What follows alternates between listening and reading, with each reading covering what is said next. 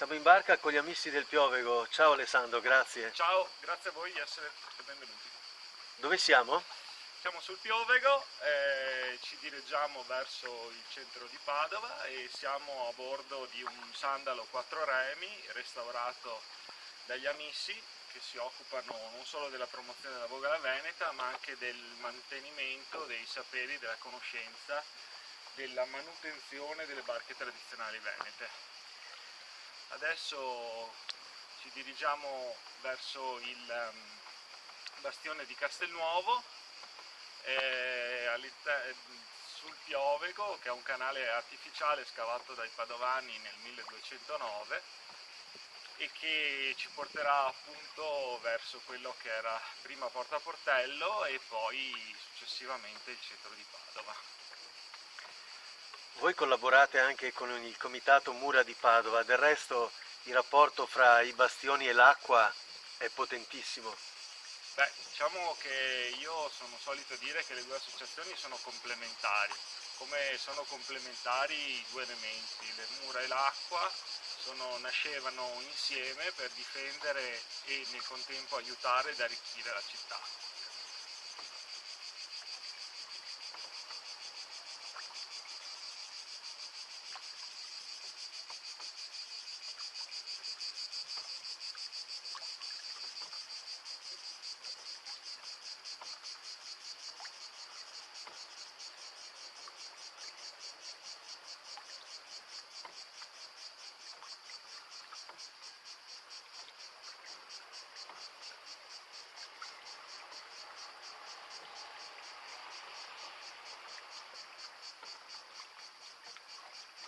Possiamo dire che l'acqua è uno spazio della città che purtroppo è stato dimenticato ed è in uno stato di totale abbandono, ma penso che sia una cosa nota questa, forse l'unica cosa che i padovani sanno delle loro acque, cioè di quanto siano abbandonate e dimenticate. Pochi invece purtroppo sono i modi per riconquistare questo spazio. Credo che ci sia la necessità di pensare a delle strategie nuove, moderne, contemporanee, soprattutto in termini di fruibilità, per riconquistare questo spazio che è dei padovani e non deve diventare uno spazio per pochi cultori della materia, amanti o pochi curiosi, insomma. Quanto sono profonde le acque qua?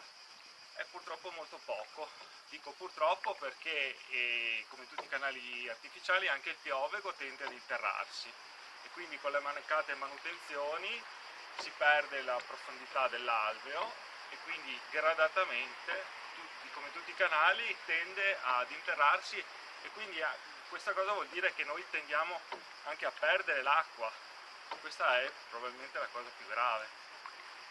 Che tipo di fondo c'è? Limoso? C'è un fondo melmoso e limoso perché quest'acqua fondamentalmente viene dal Bacchiglione che intercetta più a nord delle forti lingue argillose che portano giù poi questa argilla e lo rendono così limoso come si può vedere. Mentre andrebbe regolarmente dragato? Io preferisco dire manutenuto, cioè mancano dei progetti di ordinaria manutenzione. Le acque, come tutti gli elementi naturali, vanno manutenute sul lungo periodo.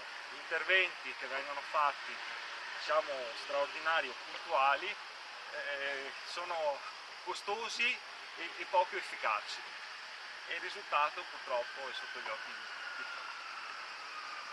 La competenza è tutta del comune o ci sono altri soggetti? No, questo è uno dei punti dolenti perché le acque, soprattutto le acque interne di Padova, e quindi parliamo di Troncomaestro, Piovego e qualche altro piccolo braccio di canale, non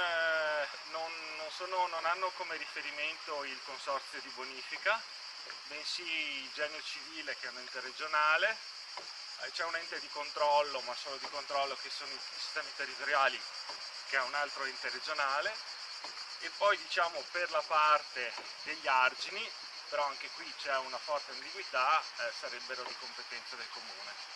e quindi come dire, nell'insieme delle competenze poi alla fine il risultato è che si tende, come dire, a intervenire il meno possibile, a cristallizzare la situazione com'è, non toccare nulla.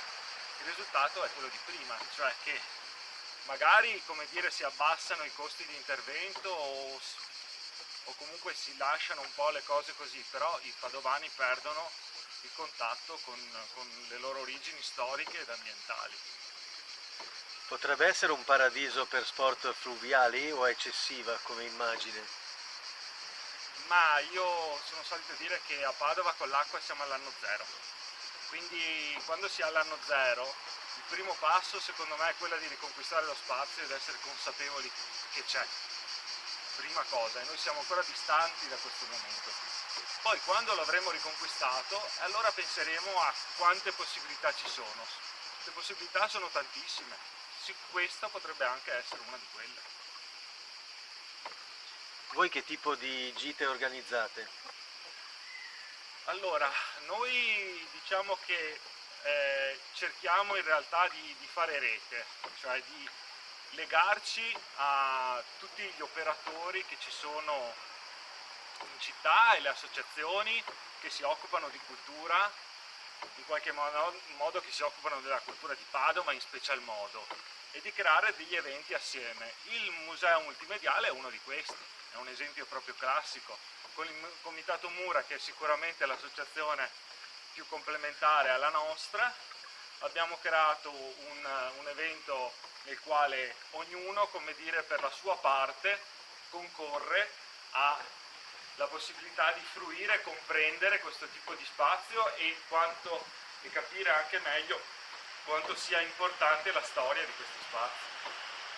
Alessandro, siamo a pochissima distanza linea d'aria dalla Stanga, uno dei luoghi più caotici e complicati di Padova, e qui c'è un'atmosfera assolutamente irreale rispetto alla vicinanza con quei luoghi. Eh sì, questa è un po' la magia diciamo, sia dei canali di Padova e i canali di Padova percorsi con la Vogala Veneta. Il concorso di queste due cose fa sì che ci si sposti in uno spazio assolutamente inedito e purtroppo, come dicevo prima, poco fruibile, o meglio, noi in realtà ogni anno portiamo nel nostro piccolo centinaia di persone, però rispetto alla popolazione padovana è una percentuale piccolissima, questo è molto triste, e abbiamo comunque in mente delle strategie nuove, come dicevo prima, più moderne, per cercare di fare in modo che questi spazi